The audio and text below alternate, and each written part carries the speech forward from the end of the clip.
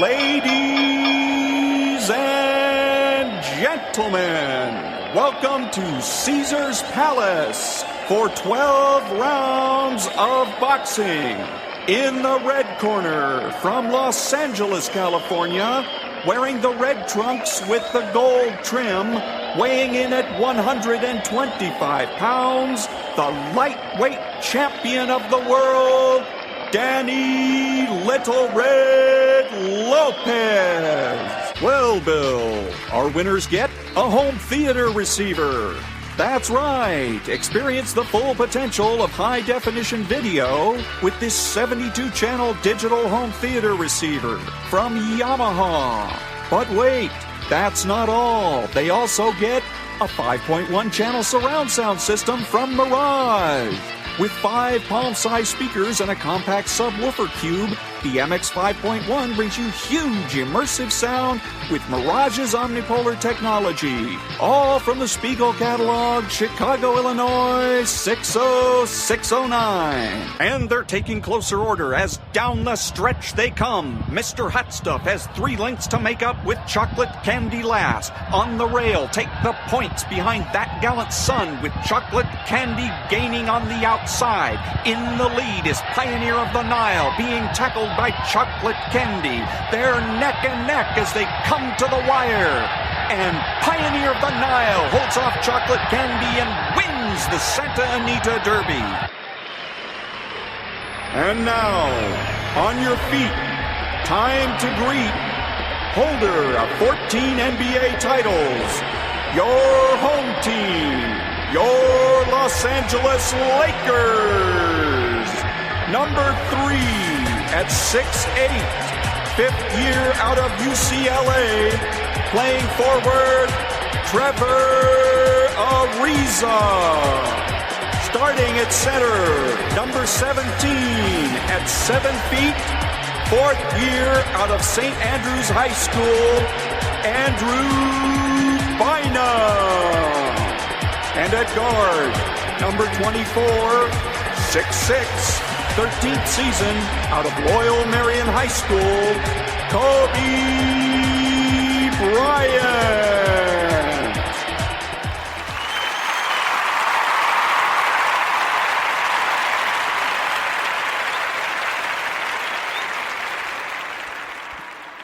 But my marriage, I mean, there's no romance left. Oh, come on. Last time there was any sexual, he was doing push-ups and I slid in. And otherwise,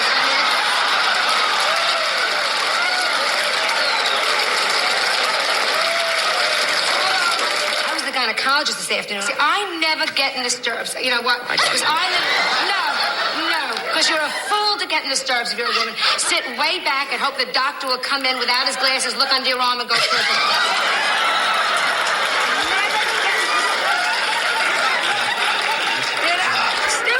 Did you ever get the feeling he's going to go boy? Come on.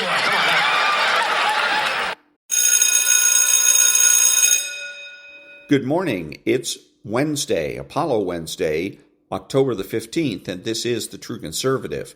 Welcome to all the butchers, bakers, and candlestick makers out there. I'm Ron, your host, and the only true conservative in the United States today. So today, after the Serenity Prayer and the patriotic song of the day, we will have Varney and Company, motivation, meditation, and Apollo. All that and more when we get back. God, grant me the serenity to accept the things I should not change, the courage to change the things I should, and the wisdom to know the difference. Amen.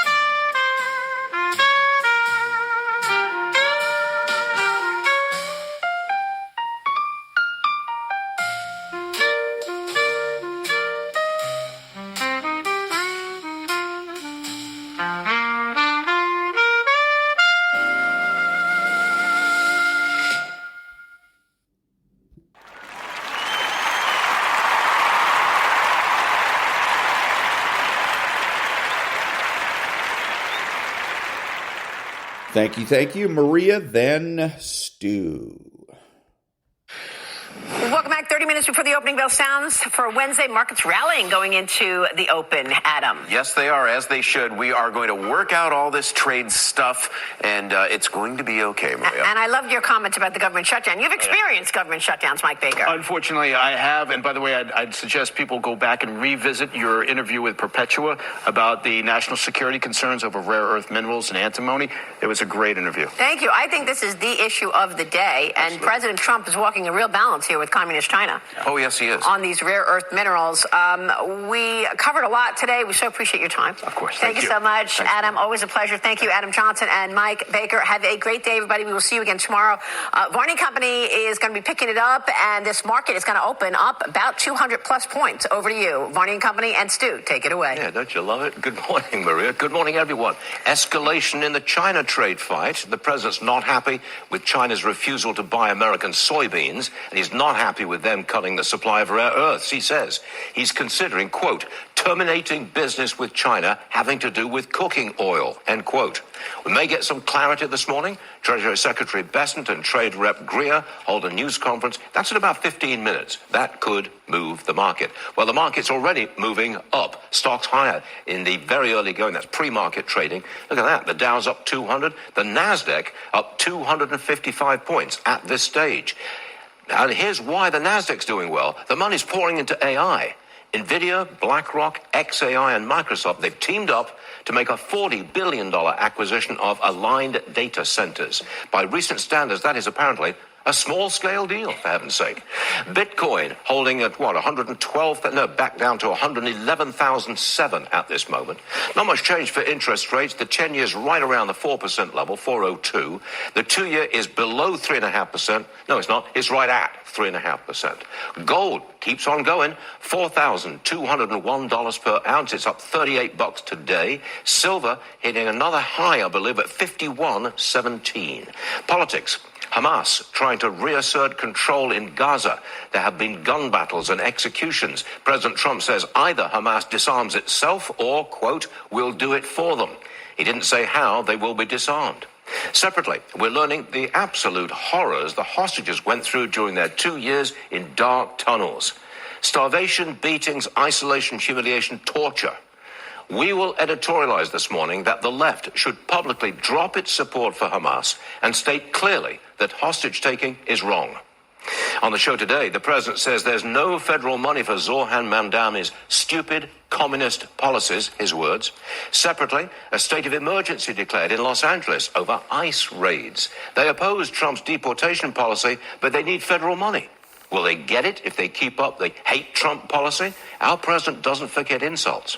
It is Wednesday, October the 15th, 2025. Varney and Company is about to begin. And that was Stuart Varney, Non-Profit News Now. Back in a minute.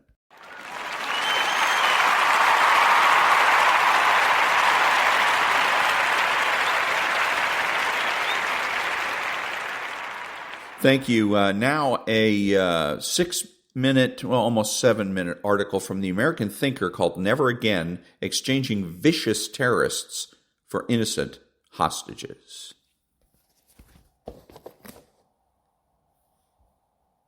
Exchanging vicious terrorists for innocent hostages. There are some things we can predict. The sun will rise in the east. California's Governor Gavin Newsom will make idiotic statements. And Hamas, Gazans, or other terrorists will try to break the ceasefire once they get back all their murderous thugs. In the days immediately following President Donald Trump's historic announcement regarding a Middle East peace plan, the world applauded.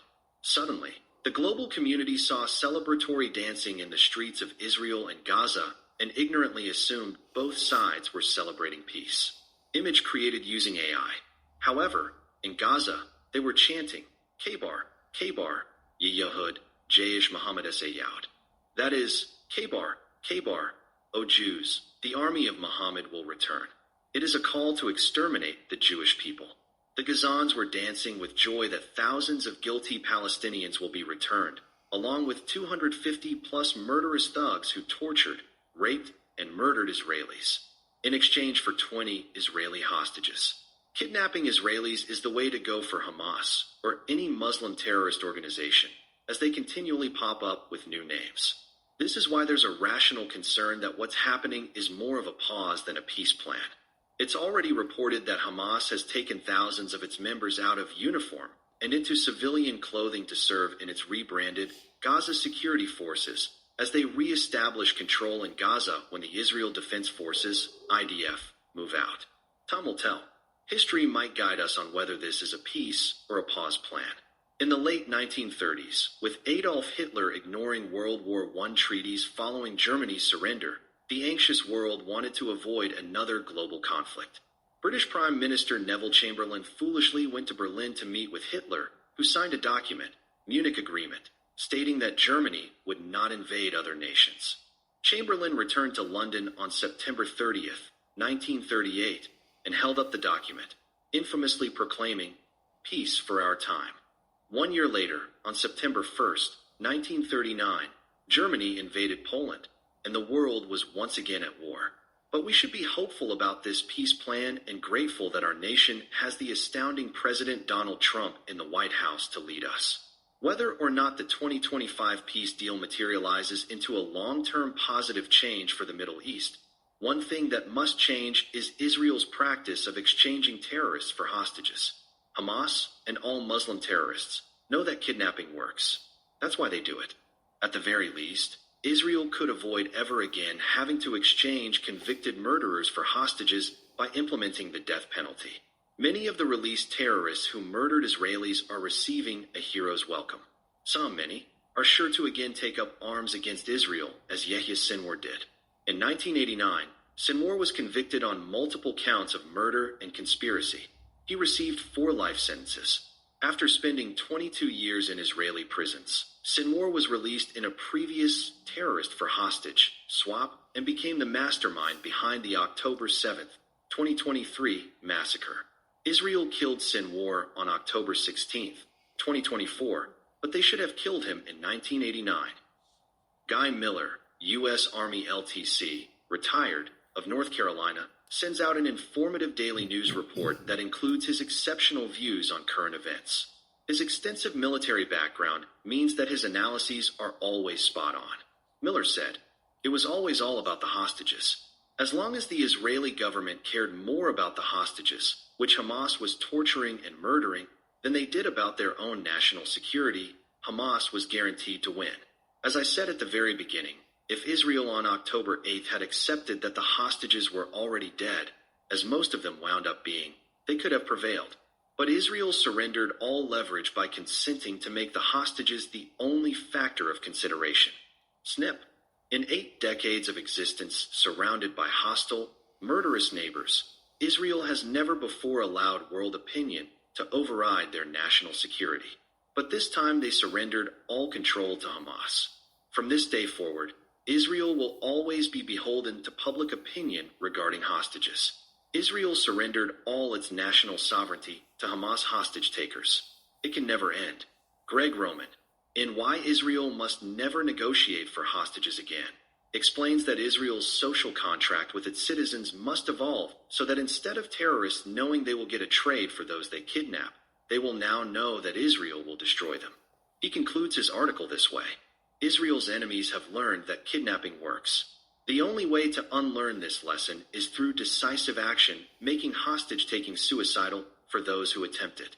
History will judge Israel not by how many hostages it recovers through negotiation, but by whether it finds the courage to end the hostage crisis permanently. Sometimes the most humanitarian act is refusing to negotiate with those who weaponize humanity itself. Israel's moral responsibility demands nothing less than complete victory over the infrastructure of terror. The social contract must evolve from a promise to trade for captives to a promise to annihilate their captors. Only then will the cycle finally break. Israeli Prime Minister Benjamin Netanyahu's brother-in-law, Dr. Haggai Ben-Artzi, spoke to Arutz Shiva, Israel National News on October 9th, several days before hostages were released. U.S. President Donald gave us the right solution immediately after taking office. Conquer, and we'll start a process of immigration. But because of our hostage psychosis, We wanted another 10 or 20 hostages freed and lost the chance for a strategic solution. Asked if he felt joy at the hostages being released, Ben Artsy said, "There is always joy. I rejoiced when the 3 soldiers were freed in the Jabril deal, and I rejoiced when Gilad Shalit returned. But at the time, even back then, and even more so today, I knew that with our own hands we were signing the next kidnapping, the next massacre, and the next murders. We can only pray that the agreement President Trump signed in Egypt on October 13th with the other Arab nations will truly be peace for our time." Robin M. Itzler is a regular contributor to American Thinker. She is the founder and editor of Patriot Neighbors, a free weekly national newsletter. Robin can be reached at patriotneighbors@yahoo.com. And that was Never Again, Exchanging Vicious Terrorists for Innocent Hostages. The only mistake that Robin makes is in not recognizing that the true enemy of Israel is the news media, and that dealing with them is going to make the difference between having peace or just going through this vicious cycle over and over again. Back in a minute.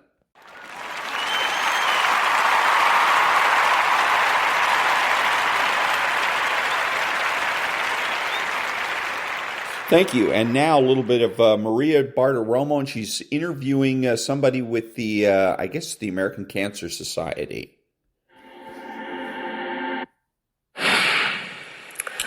Welcome back. Well, October is Breast Cancer Awareness Month, this year marking 40 years of progress in detection and treatment. Since 1985, the American Cancer Society reports more than 517,000 lives have been saved thanks to better treatment and proactive screening.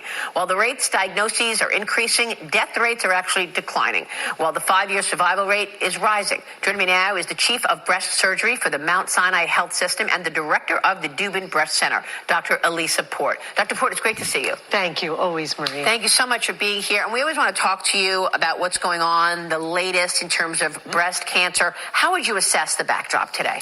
I think, the main word I like to use is optimism. I think the cure rates have never been better because of, as you pointed out, better options for early detection.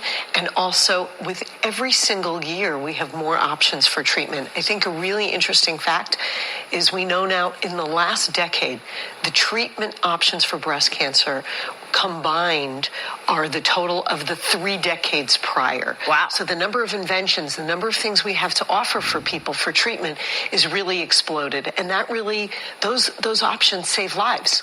And you've talked so much about technology and how you're using technology differently. UCLA is leading a $16 million multinational institutional clinical trial to evaluate whether artificial intelligence can help support radiologists. Okay, so the point I'm trying to make here is that I am tired of a lot of the commercials that I see on television from like St. Jude's and Tunnels to Towers and companies like that are blatantly manipulative. They show pictures of disabled and disfigured children and adults. And the point obviously is to manipulate me into donating money to their organization. I guess under the theory that if I donate money, I won't have to see these images anymore, which is of course untrue. They will probably simply double down on the amount of horrifying images that I'm going to have to see. And this here with Maria is the way they should do it. This is from the American Cancer Society. The lady that they interviewed was not a member of the American Cancer Society, but she was from Cedars-Sinai. But the point is, the American Cancer Society had put out that they had saved, I think, 517,000 lives over a certain period of time. That's what all of these organizations should be doing. You want me to donate money to you instead of manipulating me, instead of treating me as a means to an end. Treat me as a normal, regular human being and explain to me what it is that you've accomplished. When you tell me about what it is that you've accomplished, then I'm positively motivated to donate to your organization. The way that these organizations are doing it now just turns me off and makes it less likely that I'm going to go ahead and give them a donation. Back in a minute.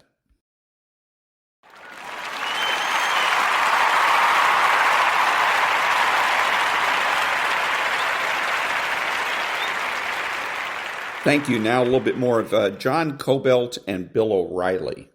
It's very much like New York City. There's a reason that the LA-New York air route is the most traveled air route in the world. Because it's a very similar environment. What happened in New York happened in LA. And then LA rippled through the rest of your state. So now what you have is a bunch of people who are incompetent running the nation's largest state. Now, Karen Bass, I don't know the woman, but she cannot run Los Angeles. No. She is incapable of running it. Right? I think you would agree with that. Oh, she's right? overwhelmed. I mean, you're there every day. Oh, she's absolutely overwhelmed. Most days you hear nothing from her. She could run Ghana, probably in Africa, but she cannot run the nation's largest city. Because it's a complicated city with the county there, and Newsom, who's not a stupid man, his goal is to become president, not to be the best governor that California can have. So my whole career has been, the reason I've been successful is because I don't have ideology. I don't do the party stuff. It's a waste of time for me. I'm a fact finder. And then I present the facts to people, and you can take them or leave them. Some people believe what they want to believe. They don't care what O'Reilly says.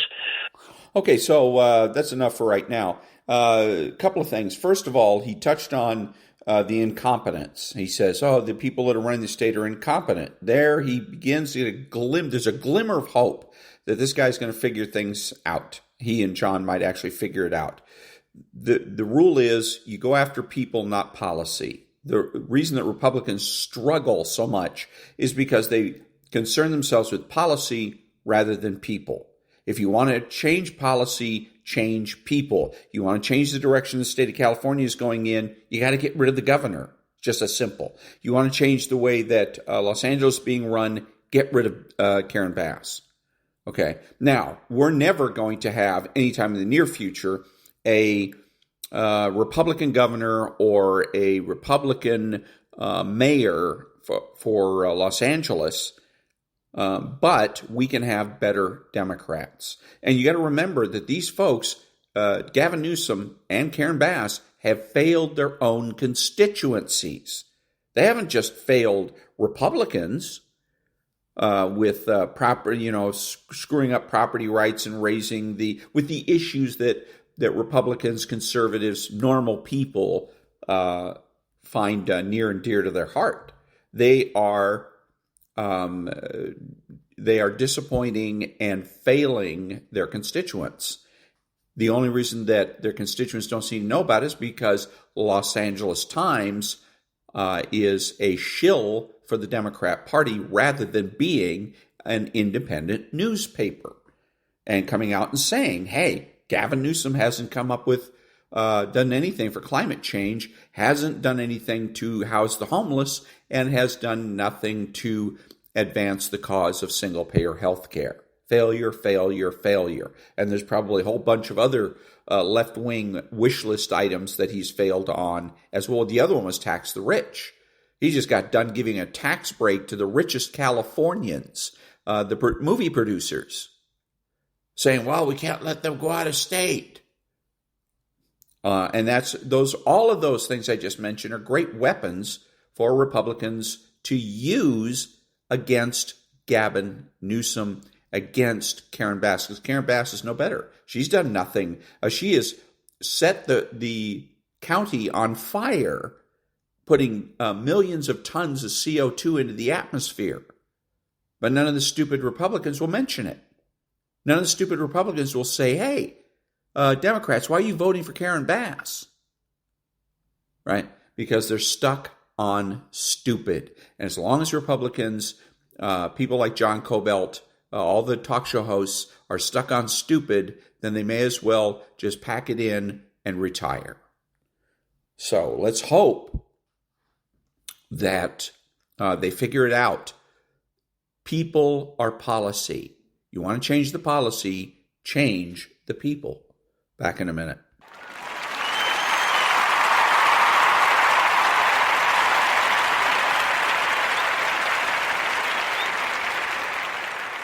Thank you. Now a little bit of Giorgia Meloni in English. Breaking news. The story shaking Europe tonight.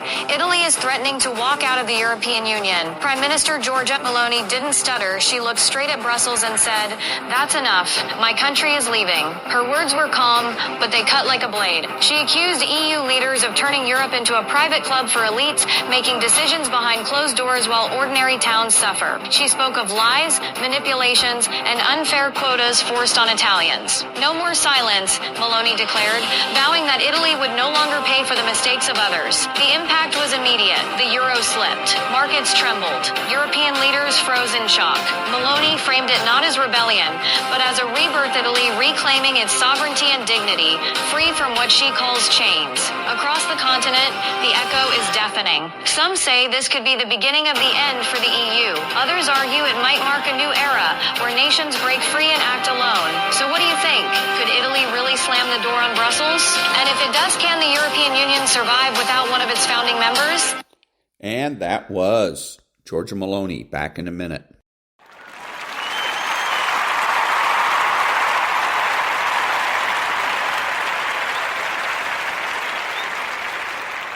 Thank you. Now, the awarding of the Presidential Medal of Freedom to Charlie Kirk.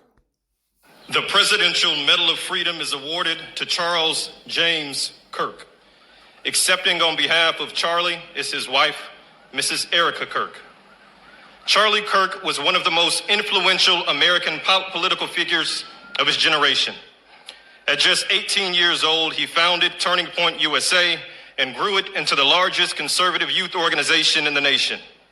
For over a decade, he tirelessly traveled the country, leading a movement to restore respect for our founding principles, reawaken our national identity, and inspire a renewed spirit of religious devotion. He was one of the great debaters and communicators of his time. Despite receiving repeated threats, he remained undeterred and modeled courage, logic, humor, and grace to the next generation. On September 10th, 2025, at age 31, Charlie Kirk was assassinated while addressing a group of students. The United States honors him as a martyr for truth and freedom.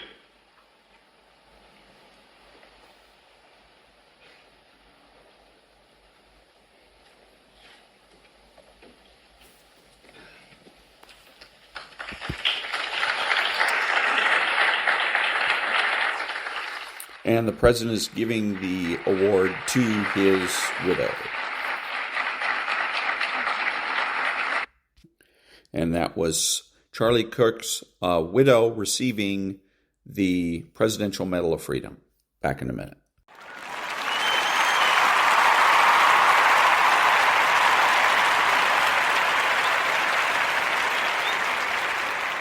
Thank you. Now, Victor Davis Hanson. The Attorney General of the state of New York, Letitia James, she's the chief law enforcement officer, remember, of the entire state of New York. And she's been indicted by the federal Trump DOJ. And the charges are varied. She bought a property in Maryland. And that property she declared on a federal form to obtain a mortgage and also state on taxes. She said that in one case would be her principal residence, and another that it would be perhaps a second home and not rented. So what's going on? Is it when somebody does a wrong, do you forget it and just say, let's move on? Because if we don't, we'll enter a cycle of ruinous tit-for-tat lawfare. Or do you say, we're going to hold people responsible who broke the law? We're going to stop it because there will be deterrence.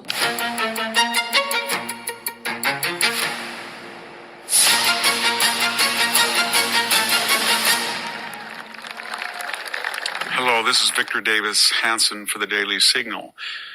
The Attorney General of the state of New York, Letitia James, has recently been indicted by a grand jury. She's the chief law enforcement officer, remember, of the entire state of New York.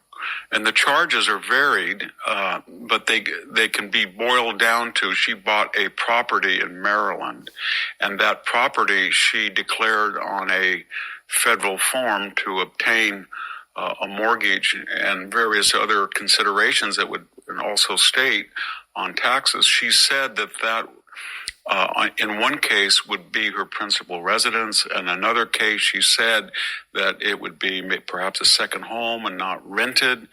And as early as 1983, she had applied for an income property where she maybe mistakenly, but she wrongly described the property's square footage and rooms as a rental.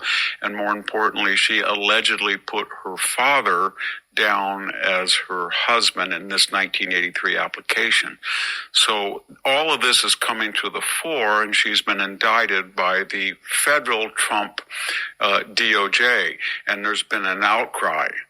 And the issue is not, it doesn't seem to me, she has never said that I never made a mistake on these forms. I was always totally honest. I think her lawyer said she made some errors, but they were insignificant. And by the way, if you're the chief law enforcement officer and Attorney General of New York, you should never be saying anything otherwise that you live in New York. That's by statute. The Attorney General must have her principal residence. There's some indication that she waffled on that as well. So what's going on? The left says this is Donald Trump's revenge tour, that if it was not Letitia James, but it was just some other person, the federal government probably would not have looked at it. That's probably true. But on the other hand, Letitia James, who ran for the attorney generalship in 2018, ran expressly on a promise to get then President Donald Trump. She even said, I have my eye on Trump Tower. And by 2022, when she ran for re-election, she ran on a promise to get Donald Trump. It was a racialized campaign. She mentioned his gender, the fact that he was white. She whipped up crowds, and she bragged to Al Sharpton that she was going to get Donald Trump. This was the chief law enforcement officer of New York. So when she filed suit in the courtroom of Judge Engoron, a well-known liberal justice, she got a New York jury to convict Donald Trump, and it was an outrageous settlement. And at one point, the fine was $500 million, $500 million, $500 million. That was a crippling fine, and it was never heard of.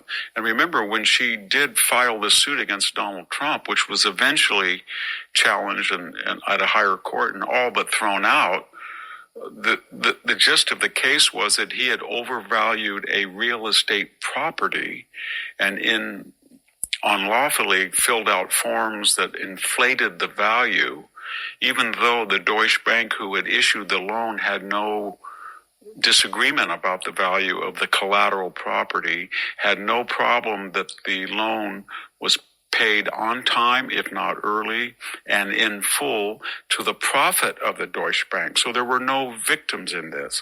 No one was complaining. And yet she pursued it. What can we conclude? On the one hand, let's take the left view very quickly, that this is retribution, it's tit for tat, and if we continue this cycle, we're going to descend into a third world country status, where every time a particular party takes over the control of the White House, they're going to punish their predecessors of the other party. That's something that we should work. So why? Who cares? Who cares what the left says? This is where the Republicans always go wrong, is in worrying about what the left says. Who gives a damn about what the left says? The question is, are we doing the right thing in prosecuting Letitia James? Yes. Period. That's it. That's all he needs to do is say, we're correct, we're right to prosecute Letitia James. There's no one hand and the other hand. There is no such thing. He's fallen victim to the brainwash of there's two sides to every story. No, there isn't. Don't believe that. Back to VDH. about. But on the other hand, we saw with Alvin Bragg and Letitia James and Fannie Willis and Jack Smith a miscarriage of justice. We all knew that those charges that these 4 prosecutors filed, A, would have never been filed had Donald Trump said he was not going to run again. B, they will never be filed against any other politician, no doubt. And C, if Donald Trump just said that he was going to run, but he decided he was a rhino or he was left-wing and he agreed with Letitia James' political views, he probably would have got off. He would never been indicted. And you can ditto the same attitude from Judge Engoron. So do you just let that all slide, or do you look at what Letitia James has allegedly done? It's just simply a question, did she say something in writing on a form that was a lie? And did she do that as the Attorney General of New York? So yes, they probably gave her inordinate attention given what she had done in the past. But on the other hand, you give inordinate attention not just to your political enemies that have hurt you, but more importantly to high officials. If she was a campaign flack, if she was the head of the DNC, it would be one thing. But the Attorney General of New York is the chief law enforcement officer of a huge and important state, and she's got to be above suspicion. Okay, so again, here he is. He's watering down his statement. He comes back and he says, and asks a question, don't you know the answer? That's my question to Mr. Hanson. Don't you know the answer? Can't you look at the facts involved in the case and draw a conclusion?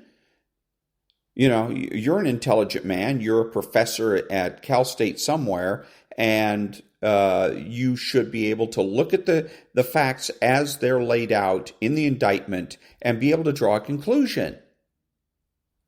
Okay? Don't sit here and pretend you're neutral. Again, the Republicans go wrong when they pretend that they're neutral. Victor Davis Hanson is not neutral, so he should quit acting that way.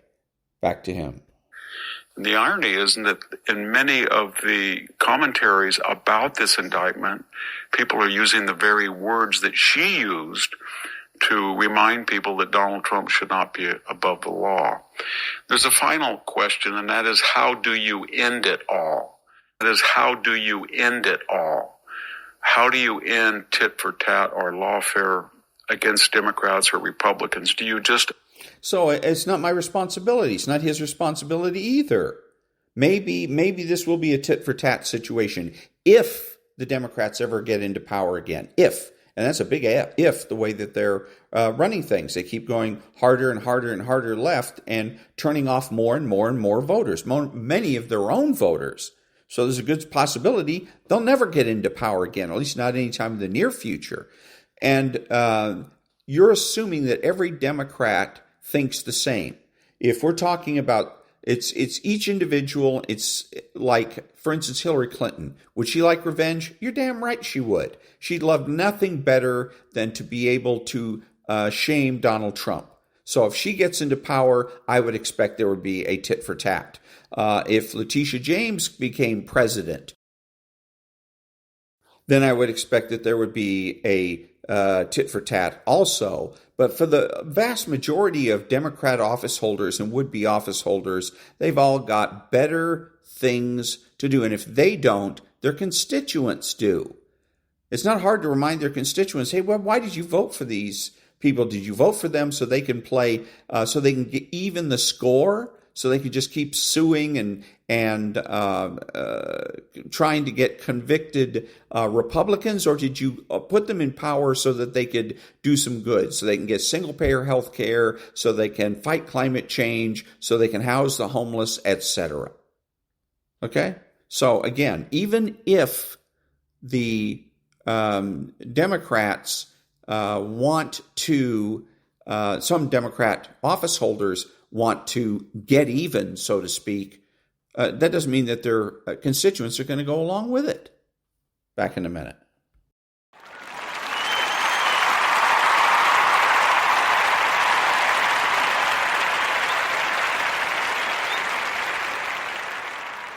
Thank you. And now, Chapter 24. We were go on that flight. Dramatic as Apollo 8 had been, and as novel as the lunar journey had made it seem, the crew had stayed in the command module and performed the kind of maneuvers astronauts had been performing since the first orbital flight in 1962. As 1969 began and preparations for Apollo 9 drew to completion, that was about to change. Beginning with 9, a brand new spacecraft was going to be flown, one that functioned very differently from the command module, and for that matter, differently from any machine that man had ever flown before. 1. The lunar module was a spidery, flimsy contraption. Since the days when Cadwell Johnson and Owen Maynard had drawn designs for the landing gear based on the assumption that the moon would be just like Arizona, the Grumman engineers working on the lunar module had taken the craft through a series of incarnations.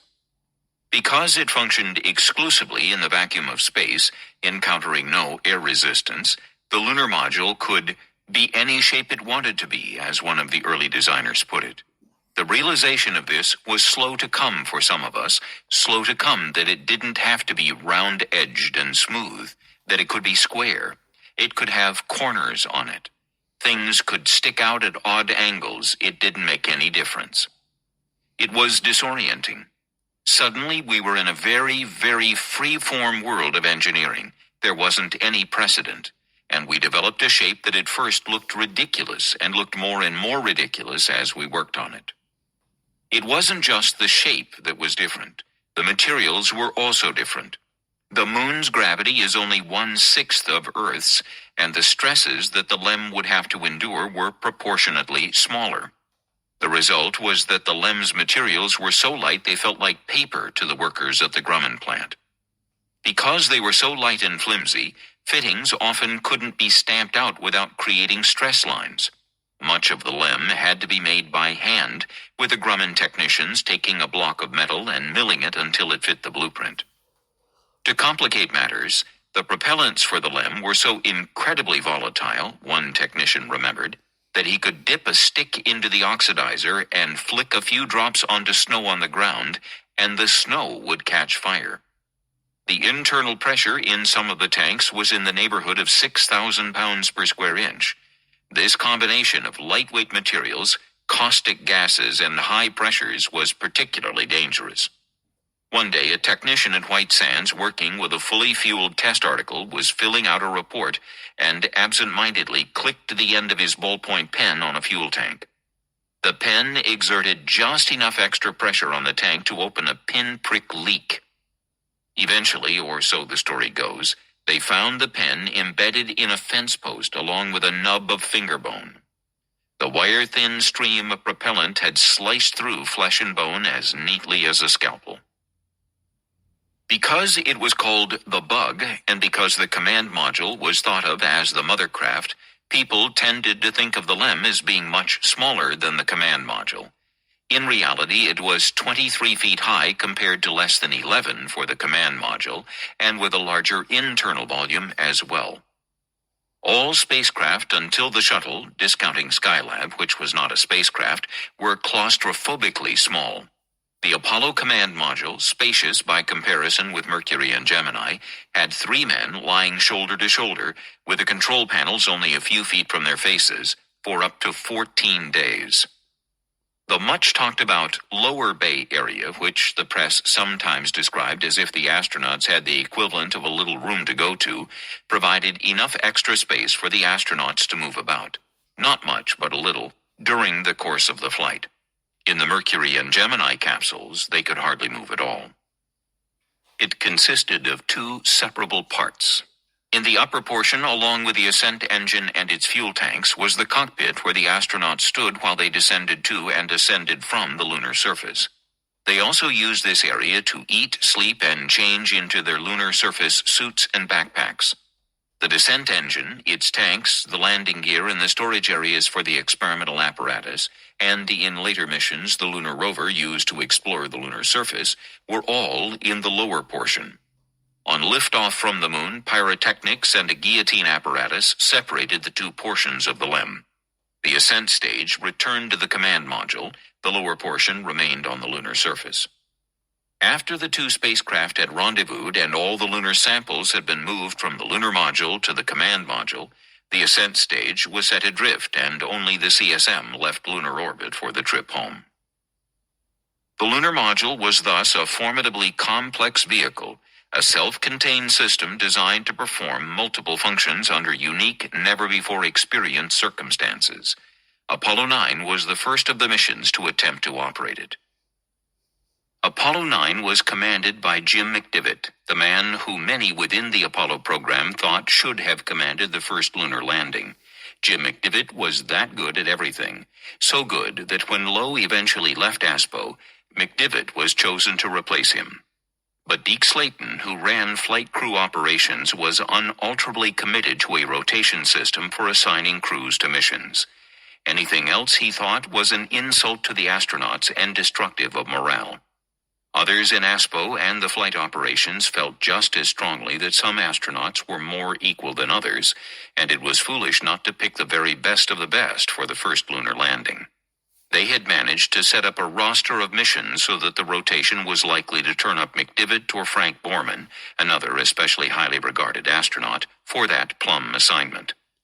But first the fire, and then the insertion of C' into the schedule had thrown off those calculations, and Slayton had rejected suggestions that the crew rosters be revised. And so the luck of the rotation had instead left Jim McDivitt with Apollo 9. This was too bad for him, but it was not such a bad thing to have one of the best astronauts commanding 9. In the judgment of people around MSC, Apollo 9 was, with the exception of the first landing itself, the most difficult of the Apollo flights. It involved not only the first test of the LEM, with all the hazards and difficulties associated with a maiden flight and a rendezvous, but also an extravehicular activity, EVA, by astronaut Rusty Schweickart to test the backpack that would be used for exploration of the lunar surface. Such EVAs, known as spacewalks to the media, were one of the few activities in manned spaceflight that were even more dangerous than they looked. On top of all this, 9 would be flown in a low Earth orbit which, for technical reasons involving both communications and navigation, was more difficult than trying to carry out the same activities on a real lunar mission. Apollo 9, the D mission in Owen Maynard's alphabet schedule, was known within the program as the Connoisseur's mission. Demanding, dangerous, crucial to the success of the program, and also perhaps the most anonymous of the Apollo missions, Apollo 9 was launched on March 3, 1969, carrying McDivitt, Schweickart, and David Scott. The mission lasted 10 days, during which the LEM separated from the command module, fired both its descent and its ascent engines in a variety of modes, and performed without a hitch. Outside NASA, the media and the public paid little attention. Within NASA, Apollo management penciled in the G mission for a July launch. 2. The F mission came next, a lunar flight like Apollo 8, but with a LEM that would be manned and flown to within 47,000 feet of the lunar surface. 47,000 feet was a natural cutoff point, the altitude at which the LEM would fire its descent engine for the landing, the maximum altitude at which its landing radar could be tested, and the minimum altitude at which the CSM could come to the assistance of the LEM in case of need. But 47,000 feet was so close to the promised land. Many in the space program, George Miller among them, thought it foolish to go all the way to the moon, take all the risks associated with the journey, and then stop 9 miles short of the surface. If everything looked good, why not be prepared to take advantage of success and go all the way down? Owen Maynard hadn't included an F mission in his original schedule. As far as the hardware was concerned, there was no need for it. D and E, or as things worked out, C' and D, had exercised all the systems under all the conditions they would have to face for a landing. But Maynard was part of ASPO. Over in the Flight Operations Directorate, Rod Rose and Carl Huss had been discussing the same problem and were insistent on having an F mission. We said that operationally we'd like to have everything else SOP from beginning to end, so that the astronauts had a storehouse of experience and knowledge, Rose remembered, and there was a good reason for it. Learning to take the LEM from the command module down to 47,000 feet was a big job in itself, and Rose and Huss felt that the less that was new when the time finally came for the first landing, the better. So, despite some spirited arguments within NASA itself, Apollo 10 with a crew of Tom Stafford, Gene Cernan, and John Young blasted off on May 18, 1969. 3 days later, Stafford and Cernan undocked the LEM they had named Snoopy from the command module and descended toward the lunar surface. The most hair-raising moment in Apollo 10 occurred then, with the LEM far from the command module, circling low over the moon as the crew tried to separate from the LEM's descent stage. One of the two astronauts had accidentally misset a switch, causing the abort guidance system to begin searching for the command module, which threw the LEM into wild gyrations. "Son of a bitch," Cernan yelled, disrupting NASA's unremitting effort to make the astronauts come across as squeaky clean in every way. Cernan caused NASA's public relations officials to blanch only momentarily. Other astronauts caused months of fretting. One, a cheerfully uninhibited fellow who used four-letter words as grace notes to his everyday conversation, was a special project. "Look," they finally told him, "hum instead of talking."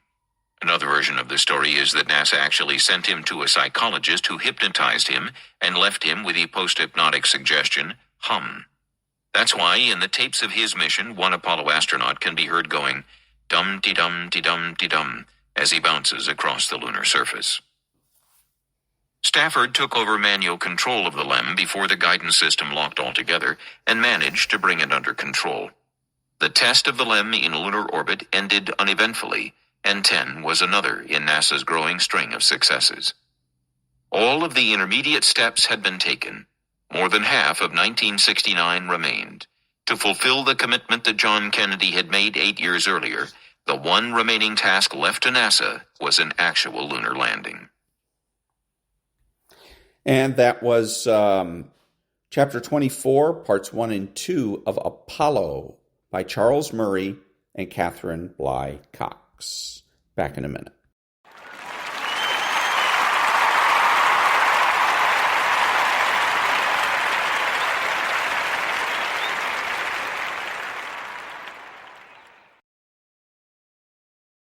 Thank you. And this is Ron, your host, the only true conservative in the United States today, bidding adios to all the butchers, bakers, and candlestick makers out there, and reminding you that feminism is power for men.